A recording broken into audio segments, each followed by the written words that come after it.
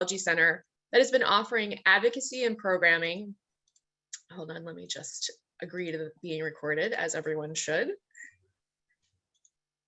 Inspired by the Jersey Shore, Water Spirit is a spiritual ecology center that has been offering advocacy and programming centered on water as the creator and sustainer of all life for over 20 years.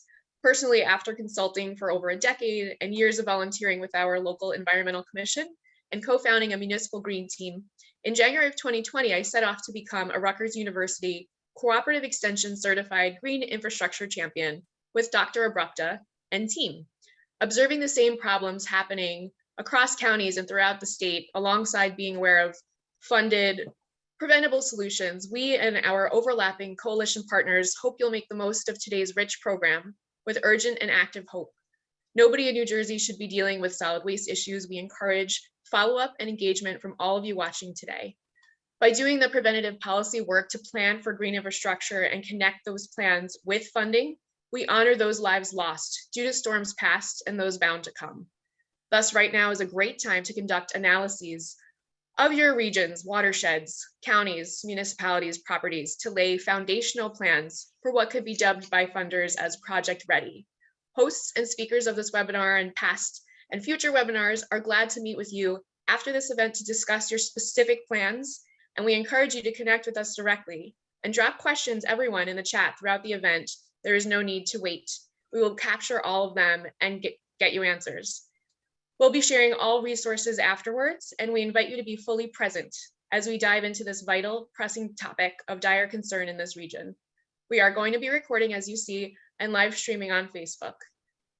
Water Spirit begins every meeting with a land acknowledgement. Let us acknowledge that we are all on stolen land, wherever we are tuning in from today.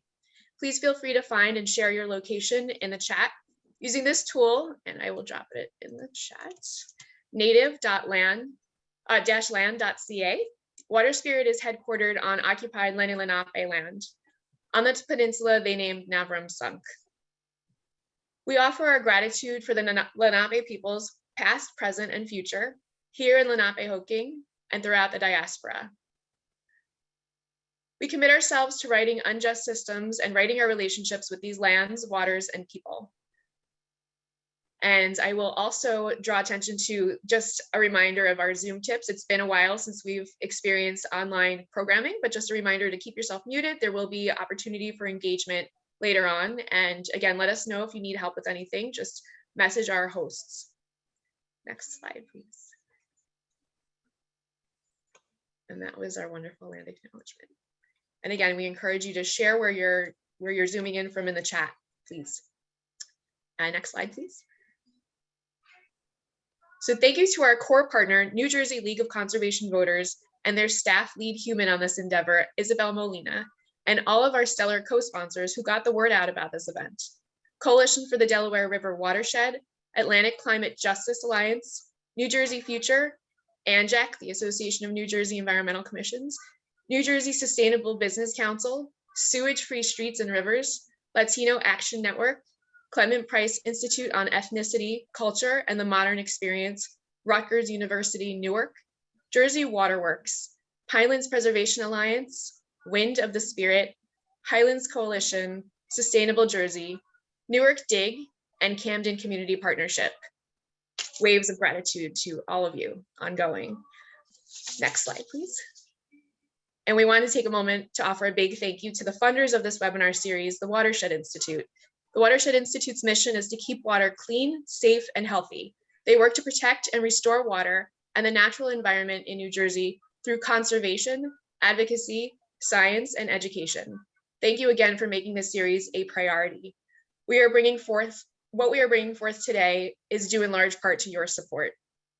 We want to take a moment to offer appreciation to New Jersey's agencies for yesterday's moving to sue oil and gas companies, perpetrators of pollution and lies, knowingly exacerbating toxic air, water, land, and land quality, and climate crisis through extreme weather events across generations.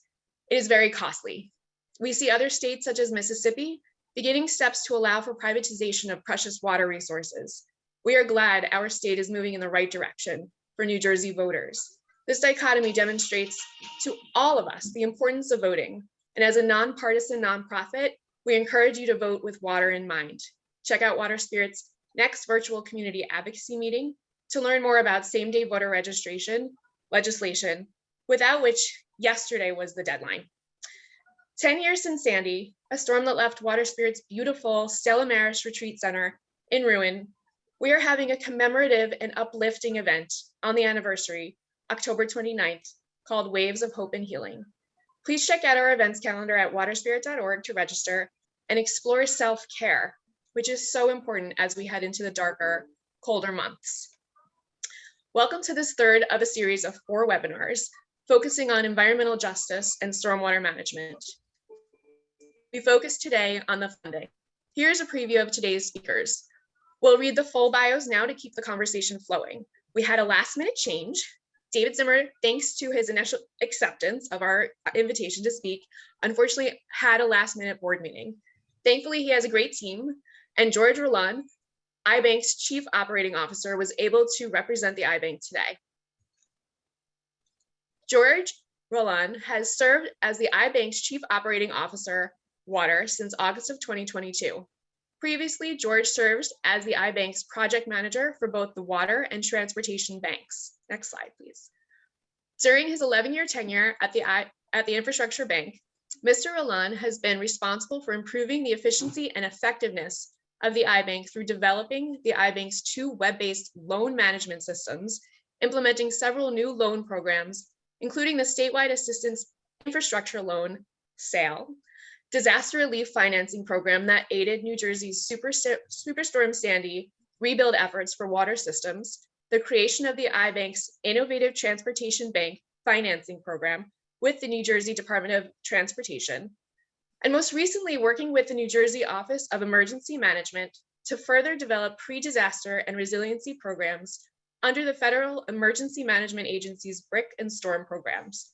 George holds a Bachelor of Science degree in Civil Engineering and a dual Master of Science degree in Civil Engineering and Construction Management from the New Jersey Institute of Technology's Newark College of Engineering.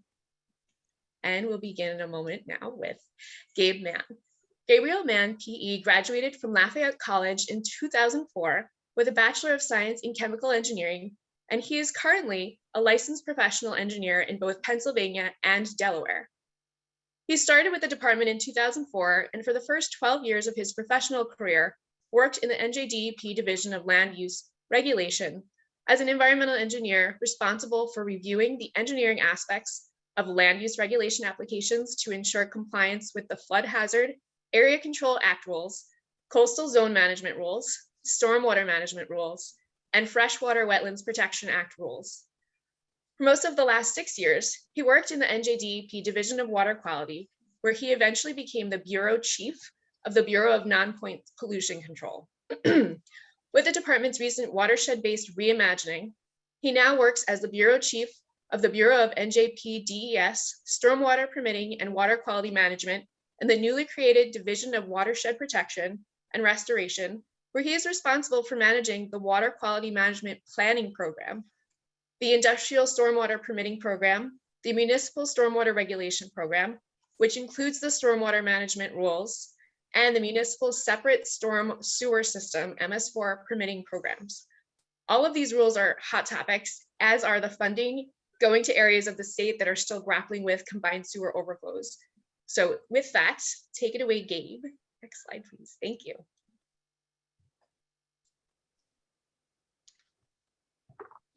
Hi, good afternoon, everyone. You can go ahead to the next slide, please.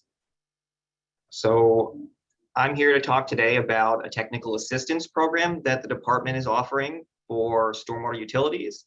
So the first thing I want to say about it is that it is, as its name implies, it's a technical assistance program. It's not actually a grant program. So under this program, you would never receive money from the department. The department is directly paying contractors to do the technical assistance on behalf of those who participate in the program. So go ahead to the next slide. And like I said, it's about stormwater utilities. So the first thing I want to go over is a bit about what a stormwater utility is. First, the Clean Stormwater and Flood Reduction Act was passed in 2019, and that's the act in New Jersey that allows for the formations of stormwater utilities. And a stormwater utility really is going to be a dedicated funding source for your stormwater program. Now, it can be formed in several different ways, but the real main and best purpose of it is because it's going to be that dedicated source for stormwater related funding. The funds from the stormwater utility can't really be spent on anything else, except there is I think if you have an excess of funds available, like 5% of those funds can be transferred to your general fund for use, but the rest need to be dedicated to stormwater management related activities. And this can be applied to things like your routine operations or even infrastructure projects or work that you're going to be doing to address long-term pollution or flooding issues in the municipality or utility service area, which doesn't actually need to be a municipal boundary. Now, the law will require that the property owners inside the service area are charged a fee based on the amount of stormwater that those properties generate. Properties that generate more runoff will have a higher fee than properties that generate a small amount of runoff. So if you think about places like maybe a car dealership or like a big box store where they have a large building, a big roof, lots of parking lots, those are going to pay a lot more in the stormwater utility fee than something like a diner or another small business or a residential property that's going to pay probably the least.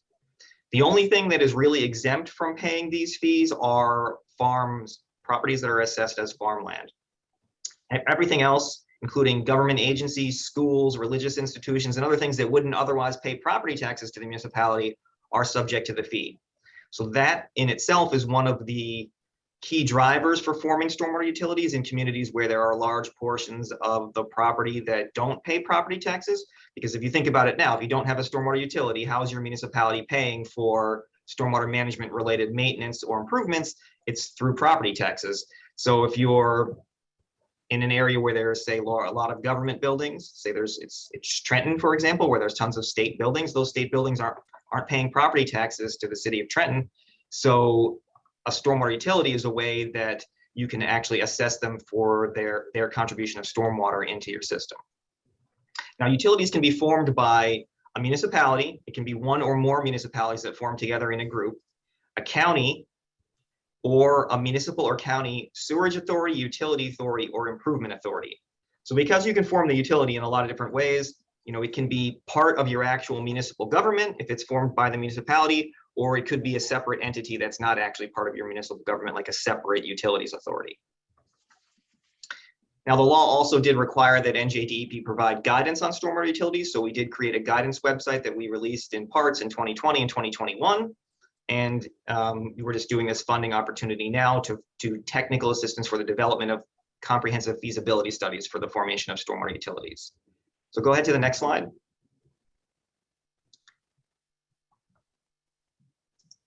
So next I'm going to go over the steps for establishing a stormwater utility.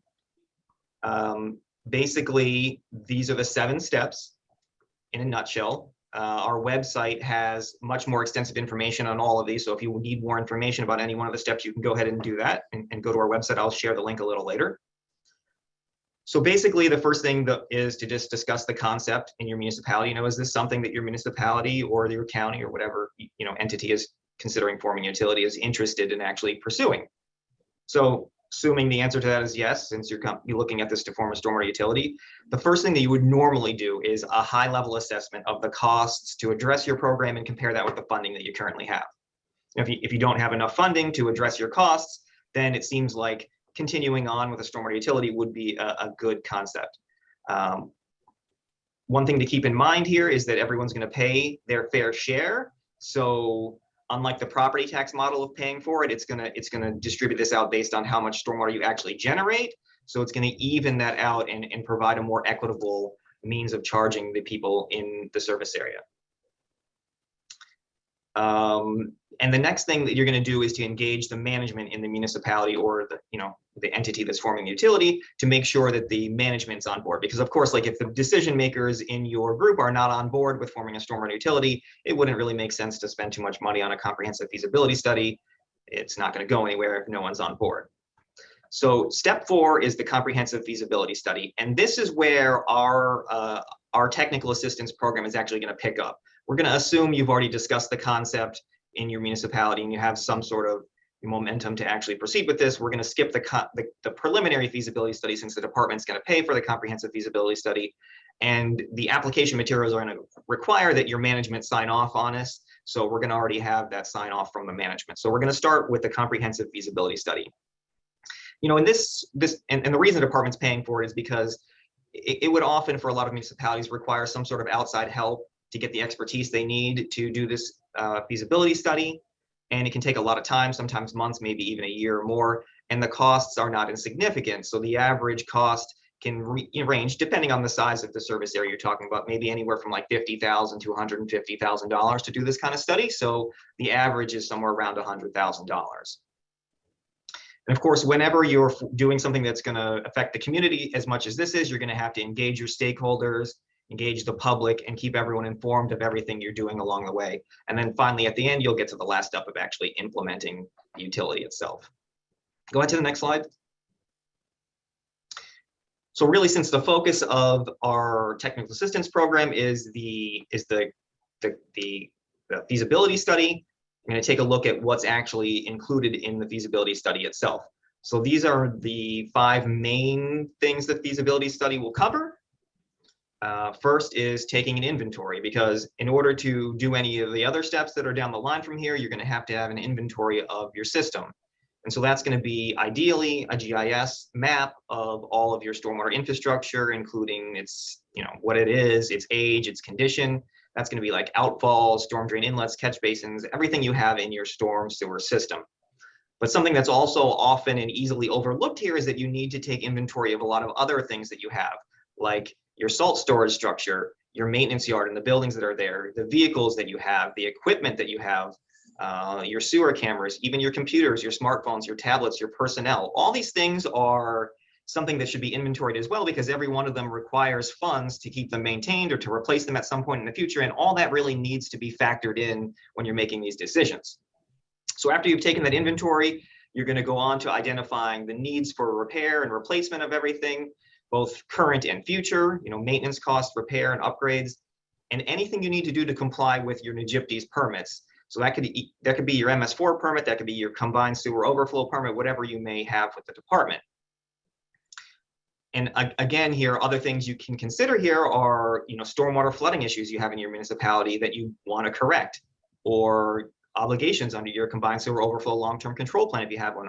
Are you experiencing HABs in the municipality? Are there TMDLs and impairments in the water courses that you're discharging your stormwater into? Those are all things that could cause you to incur some costs in the future. So you want to include that in your identification of your expenses here.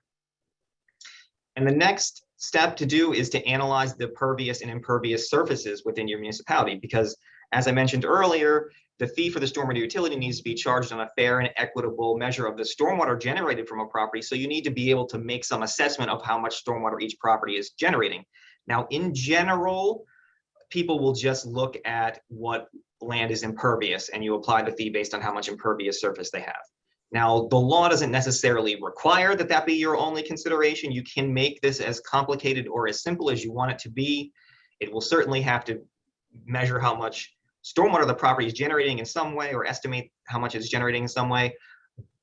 But you could, if you wanted to, have different numbers for forested areas and for grassed areas and for impervious areas, and everything could all be factored in. But of course, if you do that, it makes things more complicated. It makes your billing more complicated. It makes people disputing their bills, which you're certainly going to get, more complicated. For example, I live in a community where there is a stormwater utility in Pennsylvania, and they sent me my original bill, and it marked all these areas as impervious surface on my property that weren't impervious. So I had to go through the process of disputing that. And so the more complicated you make the measure up there, the more disputes you're going to have to resolve. And then after you do that analysis, you're going to want to take a look at potential level of service options. So there's no real one municipality or one stormwater utility, and it has to be this way, and it has to provide these services. You can have something that provides the most basic level of service only, that's just going to satisfy your permit requirements and do nothing else. That's an option. But you could do something in the middle. It's going to satisfy your permit requirements and do some lower cost upgrades that you really need. And then the top would be just going above and beyond the permit to fix every stormwater problem your municipality has, improving the community, including green spaces and rain gardens and everything that the community could possibly want. So that's something that it will come out of the preliminary or the feasibility study, some options for this that would actually be selected later. So the study itself won't select which one you're going to choose. That'll be the municipality's decision down the line, but that's going to be options that come out of the study. And then similar to determining those level of service options, then you are going to come up with some options for the fee and credit programs that you have to have. So of course, like the fee program, like I mentioned, it can be as complicated or as simple as you want it to be. It could be just impervious surface, or it could be more complicated. But the credit structure is something that is actually outlined in the law itself.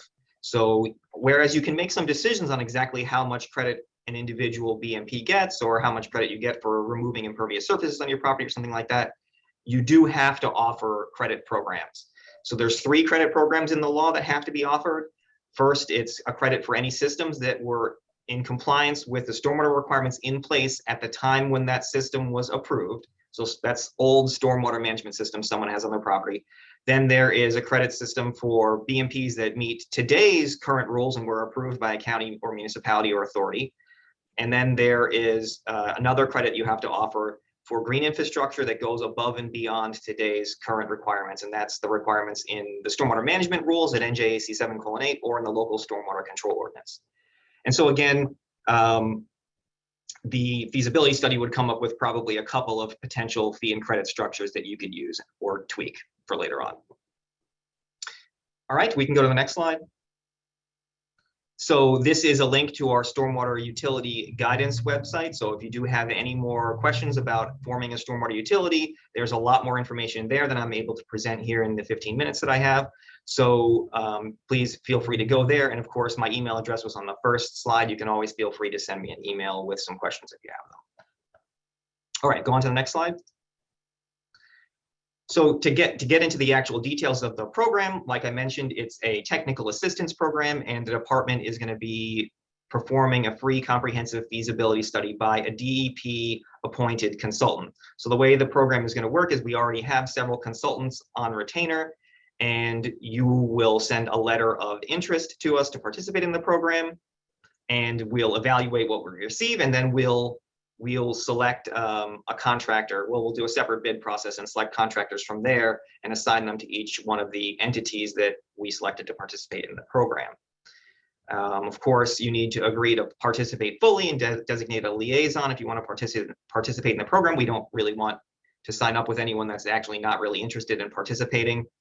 And we need to gather certain information from the municipality in order to go through the feasibility study steps. So we'll need someone at the municipality who can work with the contractor to provide that information.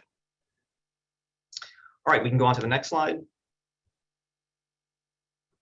So in order to apply, you do need to send us a letter of interest. It's pretty simple, straightforward letter of interest, though. It just needs to demonstrate your group's eligibility for the program. So basically, you need to explain that you're a municipality or a county or a municipal utilities authority or whatever exact group is going to form the utility. You need to explain that you're committed to forming a stormwater utility. Now, we understand that you can't necessarily commit to implementing a feasibility study that hasn't even been done yet. So, I mean, you just need to explain your commitment in reasonable terms, that you're committed to moving forward and doing a feasibility study and potentially pursuing the implementation of a stormwater utility. Because of course, some feasibility studies may come back that it really just isn't the greatest solution for the municipality's problems, and we understand that. And you'll also need to attach any documentation of steps that you've already undertaken. And we'll need to include that contact information for the liaison and any other government employees that are going to participate in it. And then we also need a map of the study area if it's not lined up with municipal and county boundaries, right? So if you're going to be a stormwater utility that's just the municipality, you don't need to provide that map. But if it's some other entity that has a different boundary of its area, then we do need that map to know what area to explore. And then you just submit this letter to stormwaterutility@dep.nja.gov, signed by a principal executive officer or ranking elected official. So that would be generally the mayor if it's a municipality. And that's pretty much it. You just submit that letter of interest to us, and we can go to the next slide. And we will review what we get.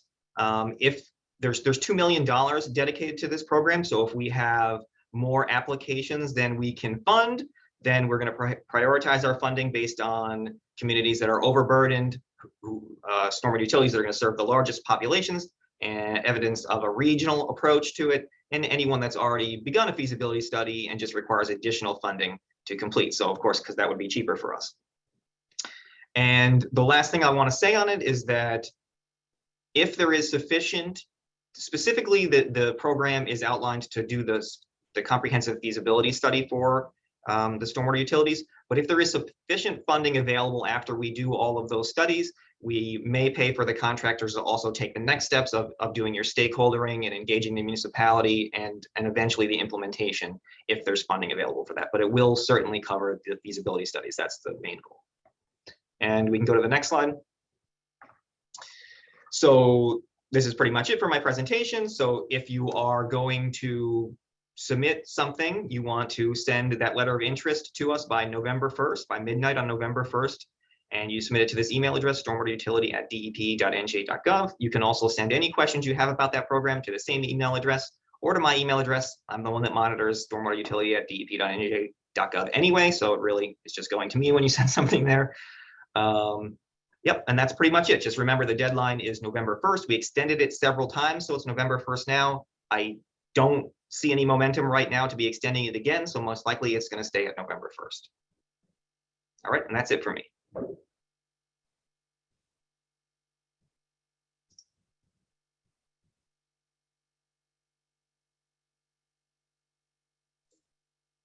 And now you're up, George, whenever you're ready. Thank you. All righty. So I don't know if I can grab control or not. I requested it, but I think I can. Okay. Good afternoon, everyone, and thank you, Rachel, and thank you for the league for having me. My name is George Rollon, and I am the Chief Operating Officer with the Water Bank, and I'm here to talk to you about some financing opportunities as well as some principal forgiveness opportunities that are coming through the Water Bank. For those that don't know, when I say principal forgiveness, it's essentially a grant. Our program is not authorized to do grants. Essentially, we'll loan you the funds and then we will forgive them. You don't have to pay them back. A lot of the project types that I'm going to talk about are receiving a portion of principal forgiveness, so not the entirety of the project can be funded through the program. It can be financed through the program at a very low interest rate, but when I say principal forgiveness, we're talking about portions of projects. Okay, and all right, so the iBank. For those that aren't familiar, the iBank used to be called the New Jersey Environmental Infrastructure Trust, and prior to that, the Wastewater Infrastructure Trust. We've gone through a number of name changes, and essentially that's a result of acquiring new and creating new programs. So for the iBank, we have two main divisions.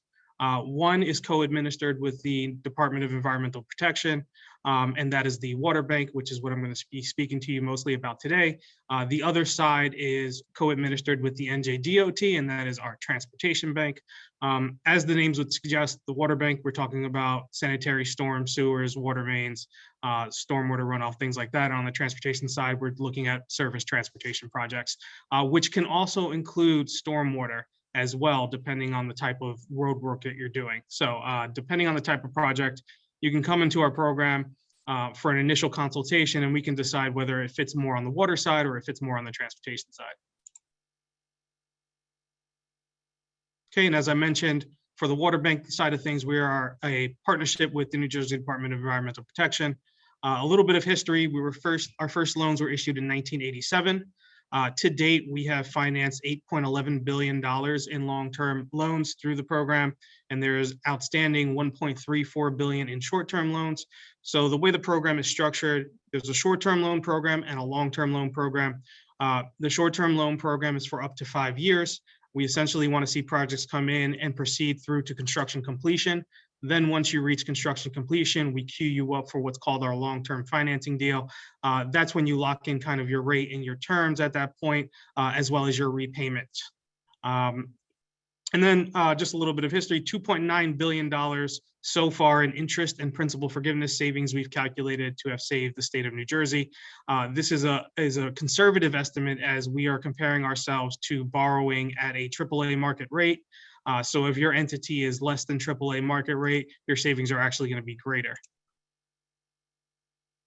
In terms of project eligibility, On the clean water side, wastewater infrastructure projects, stormwater management projects, flood resiliency, site remediation. We can even do equipment purchases, so vac trucks, street sweepers, things of that nature. And then, of course, green infrastructure. So we're looking at energy conservation, renewable energy, and cogen facilities.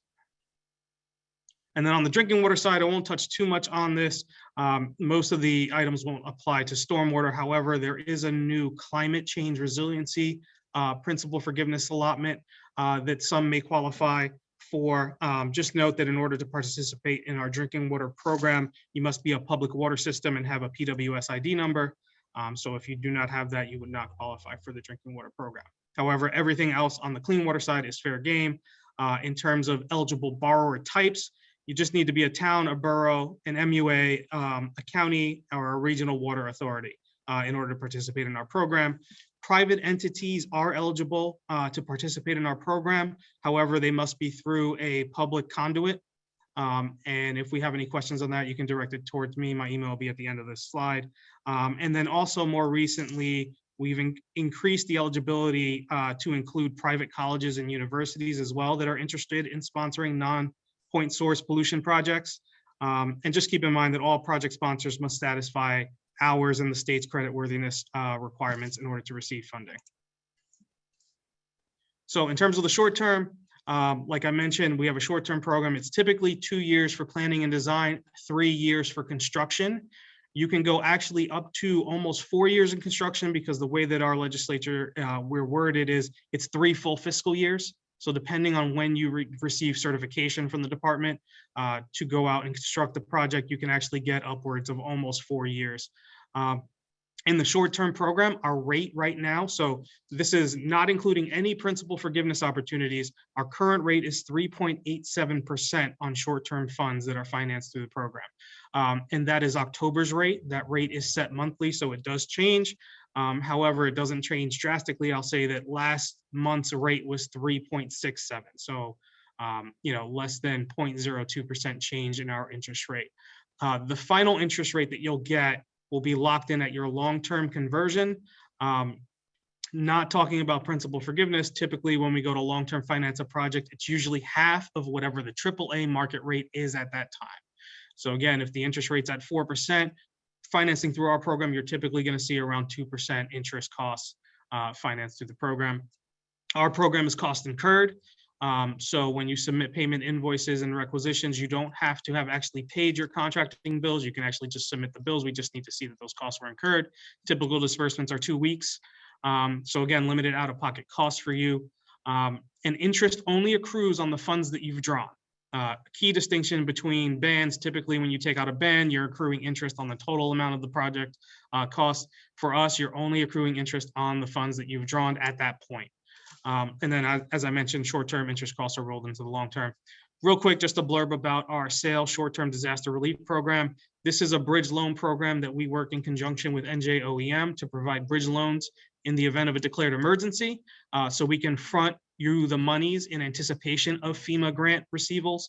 And then once you receive those funds, it basically comes off of your short-term loan. And then if you have anything left, so let's say FEMA is only covering 75% of the project, you've got 25% residual, we could then long-term finance that at our comparable rates, right? So you can get your entire project financed in the short term, receive your grants, pay off the short-term loan, whatever's left, you can choose to put that into a long-term financing deal through our program.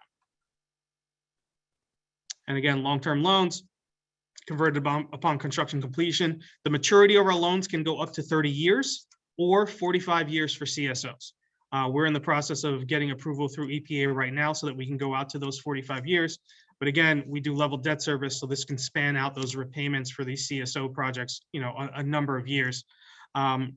We handle the local finance board approval process. There's no 5% down payment that's waived through our program. And again, the creditworthiness requirements, as I mentioned before.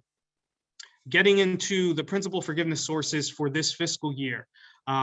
Currently, this is how the breakdown is. On the clean water side, we are utilizing $57 million from prior cap grants, $20 million from the base fiscal year 22 funds, and then $36 million from the bill, the bipartisan infrastructure law, and then the new influx of $248 million from ARPA funds.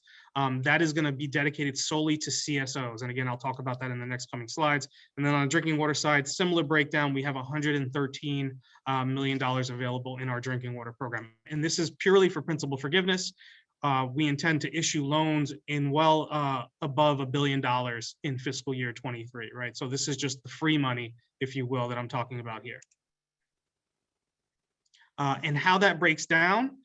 So 36 million on the clean water side is going to be dedicated for borrowers that meet the affordability criteria. And I will talk about that affordability criteria on the next slide. 30 million is for CSO green gray abatement projects. 30 million is for CSO abatement projects with sponsors who meet the affordability criteria. 10 million for water and energy efficiency projects, 6 million for water quality restoration projects, $1 million for overflow and stormwater grants, which is going to be in combination with, I believe, it's approximately 20% that's going to come from our program, but this is in comparison to if you're qualified for the OSG grants, we will finance the remainder 20%. And then obviously the new 248 million for CSO projects that are listed on long-term control plans that have been submitted to the department. In total, $361 million. And again, this is the drinking water. I won't go into that. Just mainly the new $4 million for emerging contaminants, and then 45 million for projects that address MCL violations, as well as address climate change resiliency. And again, you have to be a public water system to qualify for that 45 million. You must have a PWS ID number. And then getting into the affordability criteria. So applicants will meet the affordability criteria if they have a project affordability score of 80 or less, or if the project itself is eligible to receive 80 environmental justice, economic burden, community criteria points. And the way that that equation breaks down is the affordability score is the project median household income factor divided by the state's median household income minus project unemployment minus popular trends. So we actually have a breakdown with the department. So if you're interested in to see where you place, I can provide that number to you after this presentation. But again, there's approximately 100, I want to say 120 to 130 communities that qualify as being a part of the affordability criteria. So if you do qualify for that, there are some generous principal forgiveness programs available. And this is just how that breaks down for the EJ communities. And if your community, if your project is going to service multiple communities, this is how you would do a kind of a ratio to determine what your score is. Again, we don't have to get into this on this venue, but again, if you have any questions, oh, this looks a little weird. But for the affordability criteria itself, if the project meets that, if your town meets that affordability criteria, there's 36 million dedicated. There's a 2 million principal forgiveness cap for these monies. And then the way that breaks down is the first 2 million in project costs will be 100% principally forgiven. So if your project is $2 million and you're in an affordability and you meet the affordability, the entire project will be principally forgiven. If your project is over 2 million, the next 2 million will be at a 50-50 blended rate. So 50% of the funds will be at 0% interest rate. The other 50% will be at our AAA market rate. And then anything from 4 to 10 million will be 75% at 0 interest rate and 25% at our AAA market rate. So a quarter of what the market rate is. And this is on top of the principal forgiveness monies that we're offering. And I know the slide's a little bit messed up here, but I'll provide you with a clean slide, anybody who wants it, so that you can see these breakdowns. And again, this is just for the affordability criteria. Going into the combined sewer overflow for green and gray projects. So it's any CSO abatement project that utilizes green and gray practices, such as green roofs, rain gardens, porous pavement. 5 million per applicant cap, 30 million is available this year. These limits reset come July 1. So this is currently what's dedicated for fiscal year 23, which goes through June 30th. So we have 30 million available, 5 million again, PF cap. That's going to get reset come July 1. We're going to have another 30 million, maybe a little bit more, maybe a little bit less come July 1 for green and gray CSO abatement projects. And the way this breaks down is the first 10 million in project costs, 50% of it is eligible for principal forgiveness. The other 50% will be at our blended rate. So if you have a $2 million project, $1 million will be principally forgiven. The other $1 million will be at a 50-50 interest rate. So again, effectively 50% of whatever the market rate is at that time.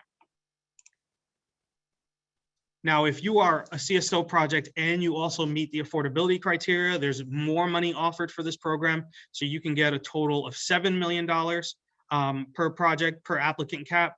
There's 30 million dedicated for that. And the way that breaks down is the first 5 million in project costs can be principally forgiven. Anything above that will be 50-50. And then if your project exceeds 10 million, and I know I'm going fast, but all of this is outlined in our IUP and our what we call our May report on our website, njib.gov.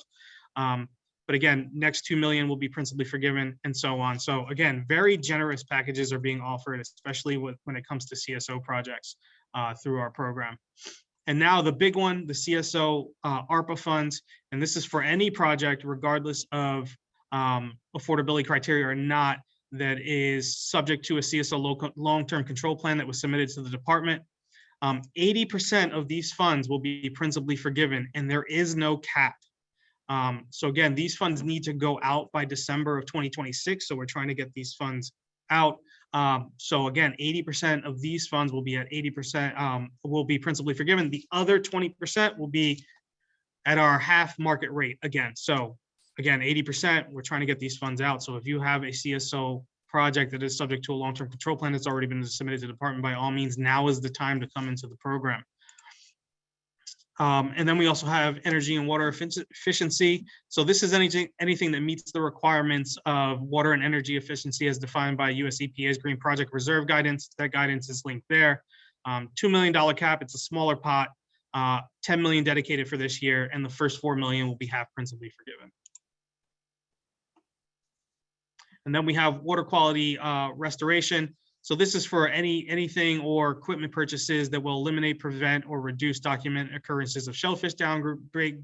The HABs are in here too. So if there's a presence of harmful algae blooms, this fund can cover that. 6 million dedicated, 2.5 million principal forgiveness cap. And again, that's how those funds break down. There are a number of more set-asides and breakdowns. Again, I would implore you, please go to our website, njib.gov, and look at our publications so you can see kind of all the other funding packages that are available. I was just carving out some of the ones that may be applying to this forum. But again, there are a number of different available set-asides for the program. And again, the sewer overflow and stormwater reuse grants, this is really, we're covering the 20% of the 80%. So if you qualify for this grant through the department, you can finance the remainder of 20% through our program, and that will be principally forgiven. More details on this project are in our IUP as well. And then finally, the drinking water resiliency. So this is for projects to address climate change concerns or projects that provide treatment to comply with MCL violations. 45 million dedicated, $20 million per applicant cap. But again, you must be a public water system in order to qualify for this principal forgiveness specifically. And then I will leave you with, this is just a snapshot of our WISE calculator. So if you go to our website, wise.h2loans.com, you can actually get a snapshot, put in your project costs, and we will give you an estimate of what your project will cost if you were financing it through the program compared to if you were financing through some other means. If you were financing on your own, we could then show you a savings. We can even give you this calculator will spit out a debt service. So you can see what your repayment terms will be over the course of 10, 15, 20, 30 years, whatever you elect to do, you can see that. So even without principal forgiveness, you can see this was a $10 million project. They saved approximately 1.6 million in interest costs by coming through our program instead of financing on their own. And again, this is outside of any principal forgiveness that we're offering. Throw in principal forgiveness and your savings are going to be exponential, right? So again, please, if you have any projects that you have in mind, you can go to this calculator and see kind of the savings that you would realize through our program. And I know that was fast. Any additional questions we can answer here, but that is my contact information as well as our executive director. You can reach him or I. Preferably, if you have project-specific questions, you would reach out to me. Any type of programmatic issues, that would be to the executive director. Thank you.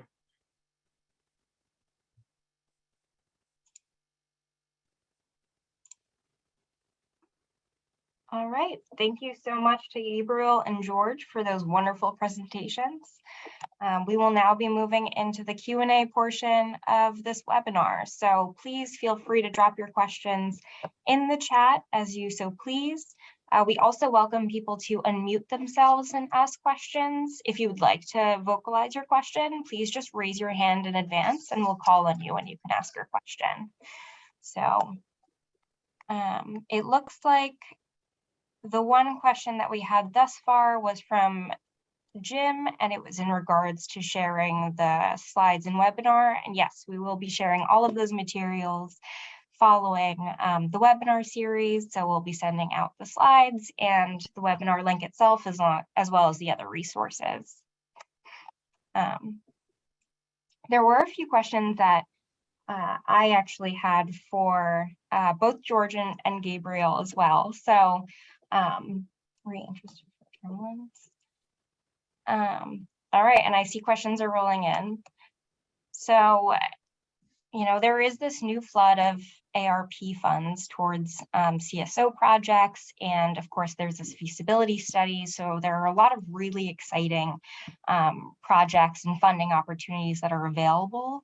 I would love to know, you know, in what ways this is being promoted and in what ways you as part of the administration are promoting it, and we as part of nonprofits can continue promoting this. And George, if you'd like to take it first, and then Gabe. Mm-hmm. Yeah, can you hear me? Am I still on? Yes, we Am I can hear muted? you. Okay, great. Yeah, so we're taking on a number of initiatives to reach out. We are holding a number of different seminars and webinars with engineers, municipal utilities authorities. We're reaching out to the county engineers, the municipal engineers to try to get the word out. We also did a number of email blasts regarding our intended use plan to get feedback on that. The commenting period actually just ended the beginning of this month. So all of the programs that I discussed in the beginning, we were receiving comments on. And actually some of those comments have actually have been reflected in the IUP. So I'll give you an example. On the drinking water side, we used to have a funding limit of $20 million that since has been raised to 40 million. That is a direct result of people coming in saying that they need more funds, say for lead service lines. They need more funds for PFAS and PFOAs, issues like that. So on the stormwater side, if we get a number of voices saying, hey, we want more funds allocated to stormwater projects, more funds allocated to CSOs, by all means, that is the venue to do that. And again, we blast that out every year. So every year we're amending our intended use plan. So that is the time to do those comments. But aside from that, you know, we're attending the League of Municipalities. We're doing a number of different events to try to get the word out. And our website too, we have a fabulous marketing coordinator who gets the word out on Facebook, LinkedIn. So we're trying to make sure that people know about these funds. On top of that, we actually, and I know Gabe spoke a lot about the TA initiative with their group. We have another technical assistance initiative that we're working on with the department as well. And it's really for the disadvantaged communities. So we're going to be coming out with a procurement shortly for consulting services to help with outreach specifically for those disadvantaged communities and environmental justice communities. And then on top of that, we're also going to be providing some guidance and assistance with applying for the funding to these communities. And again, that's going to come out shortly. We're working on that right now, but that's just some of the outreach items that we're working on in-house to try to get the word out and assist these communities.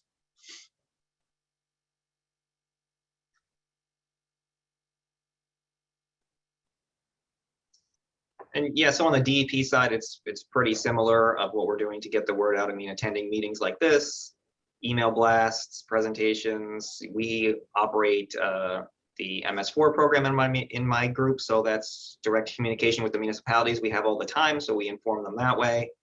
And of course, like any program that's making funds available, we have a public process. We post everything on our website. We have meetings to answer any questions any people have about the programs. Yeah, just getting the word out any way we can. Great, thank you both. So I see that Bruce has his hand raised and also asked a question. Bruce, if you'd like to lower your hand and unmute yourself to ask your question, please feel free. Thank you. I actually posted a question in the chat. It was for you, Gabriel, about whether this technical assistance program, you anticipate it to be a once and done thing, or is it going to roll out again maybe next November with additional funds available for these feasibility studies? Simple answer to that is I don't know. We've never run this program before, and I have no idea what will happen next year in regards to the program. Obviously, I would like to keep the program going, but that's all dependent on whether or not I can get money to keep the program going.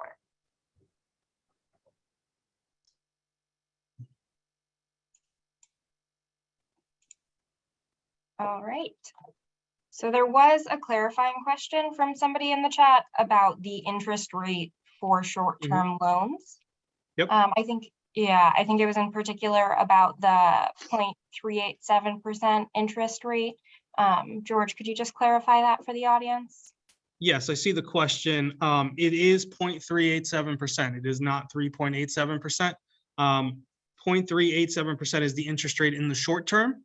So again, it's less than a percentage point. It's less than half a percentage point. The 3.87% would be what the current interest rate is on a whole for if you were going to borrow outside, right? So I think it's sitting around 4-point-something% right now. So in the short-term program, the interest that's charged is going to be less than 0.5% based on today's rates on the funds that are drawn.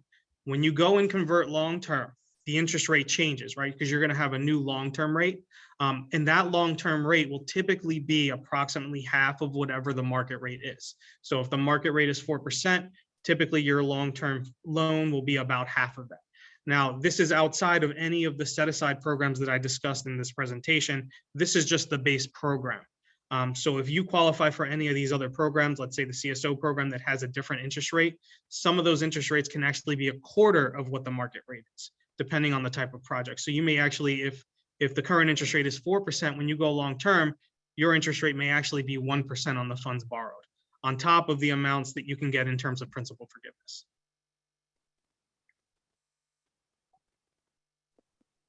Wonderful. So I will address the two people with their hands raised. I see Angela, you have your hand raised. So if you'd like to lower your hand and unmute yourself, please do.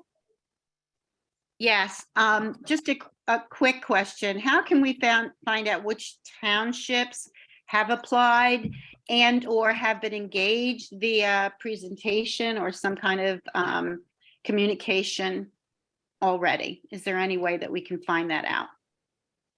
So on the iBank side, if you go to our website, njib.gov, Okay, you can actually see in our publications. So there's a menu bar on the left.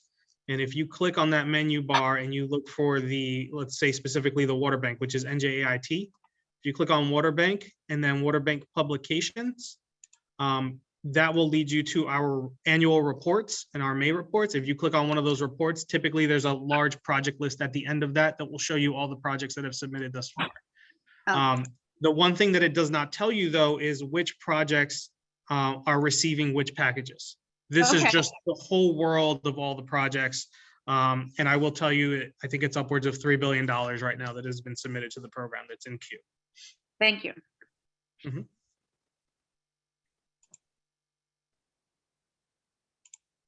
And Jim, you're welcome to do the same.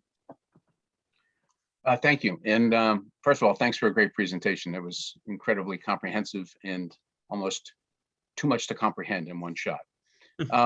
So I'm on the Environmental Commission in a rural community in North Jersey. So CSOs by and large aren't applicable. However, we have water quality problems, both in terms of watershed areas and recreational lakes associated with old septic systems, as well as stormwater runoff problems. And I'm just curious, and I know you can't go down this list, but how much of this applies to those systems as opposed to those that are linked to CSO and in other communities? So in terms of the principal forgiveness packages that are available, what I described is essentially what's available in terms of principal forgiveness. In terms of actually qualifying for the program, what we're looking for is any project that achieves a water quality benefit So as you mentioned, if you have projects that you can actually describe a water quality benefit, more likely than not, they will be allowable and accepted through the program for financing, not principal forgiveness, but for financing. So those great financing packages that we offer. The other thing in terms of septics, we do not finance private entities, right? So we can't finance homeowners and things like that. So if there was to be a conversion program from septics off of that, we can finance that if it is being done in conjunction with the town. So the town would have to be the borrower in order to remediate something like that.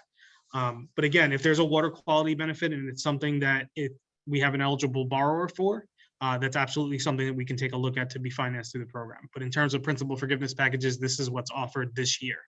But Jim, that's not to say that if you have a suggestion, come around next IUP, which actually is going to be looking for comments, I believe, January and February. So our intended use plan that we put together with the department, absolutely voice your concerns, because then there may be an opportunity to shift some of that principal forgiveness money to other areas that may be of concern throughout the state. So can I reach out to you, George, or someone on your staff to have that conversation? Because we're in the middle of actually trying to sort this out now, and it's a large township. It's 99 square miles. And it Absolutely. It's critical So my to emails, for other areas. Yeah, Jim, my email's on the presentation. Shoot me an email after this, and then we can get in touch with the proper folks at DEP as well as my staff here. Great, George. I appreciate it. And thank you, Isabel. No problem. All right, and so this will be the last question before, unfortunately, we have to close. Very interesting and kind of more specific to what the tactics could look like for stormwater management. Could floating wetland islands, aka floating treatment wetlands, be installed in a polluted lake or a clean polluted stormwater lake to clean polluted stormwater runoff as it enters the lake from a brook quality for funding as water quality improvement project for this program?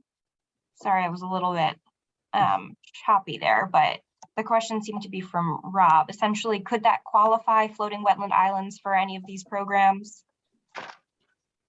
So on that one, I would have to defer to DEP and not specifically Gabe, but municipal finance that works with my group, unless Gabe knows the answer.